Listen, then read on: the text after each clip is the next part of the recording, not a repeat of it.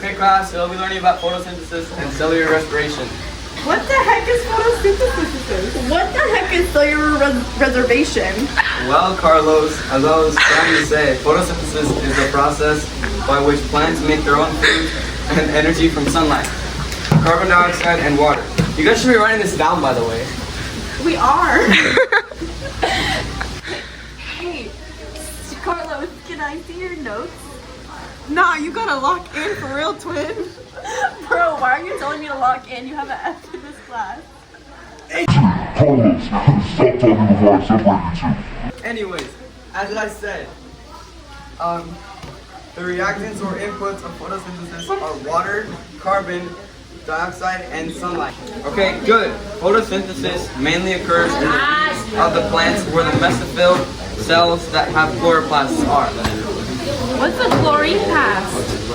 Not chlorine, chloroplast. The chloroplast is where the photosynthesis takes place in the cell. They have radiant energy from the sunlight and convert it into chemical energy.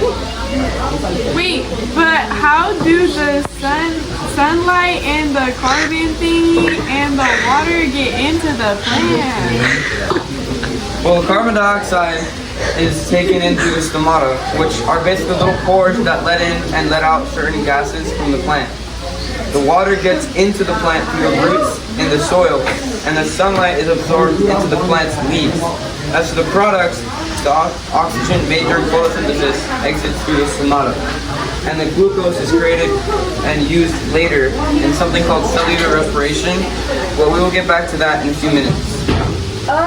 Okay, but where do all the other reactant things go? Like, where's water and carbon dioxide and everything go in the end? That's a really good question. That's a really good question.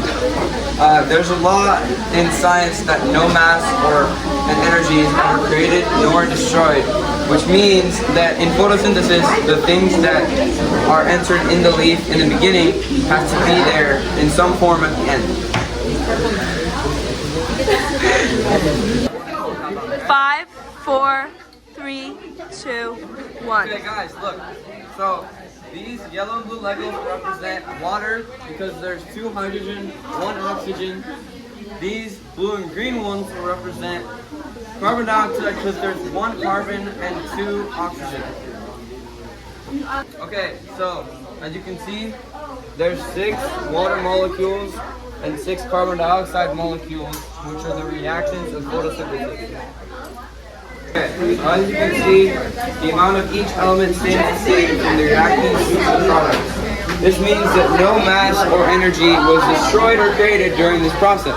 Although you can't see the hydrogen leaving the plant, it does as a gas called and then right here there's 12 hydrogen, 6 carbon, 6 oxygen, and then there's 6 pairs of 2 oxygen molecules. Okay, so the photosynthesis thing makes energy for the plants, and everything that was there in the beginning is there in the end, and all of this happens in the chloroplast in the leaves. Wait, is it black? Yeah, exactly. Yes! Okay, now with the glucose that plants made in photosynthesis, a new process called cellular respiration can occur. Cellular respiration is a process that plants use to convert nutrients such as glucose into a usable form of energy called ATP. There are 3 steps of cellular respiration. The first step is glycolysis, the second step is called the Krebs cycle, and the third step is called the electron transport chain. But where does all of this happen? Well, the first step occurs in the cytoplasm, while the second step and third steps happen in the mitochondria. Does cellular respiration have inputs and outputs like photosynthesis? Yeah, it does. The inputs for cellular respiration are glucose and oxygen, and the inputs are carbon dioxide, water, and ATP. 3, 2, 1. As you can see, there's 6 carbon, 12 hydrogen, and 6 oxygen, and another 6 pairs of oxygen molecules. As you can see, if you look at the equation for photosynthesis, there, you will see that the outputs for photosynthesis are the same as the inputs for cellular respiration and vice versa. But the cellular respiration one has the ATP thing after the arrow, and the photosynthesis doesn't? Well, ATP is a type of energy, same as sunlight and photosynthesis. So, although it's hard to see, the two processes, the two reactions are still reverse chemical processes. This equation also shows the laws of conservation of mass and energy.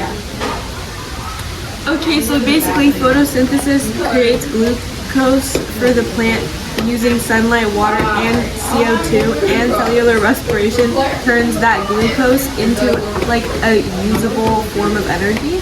And during this whole process, the amount of mass and energy stays the same?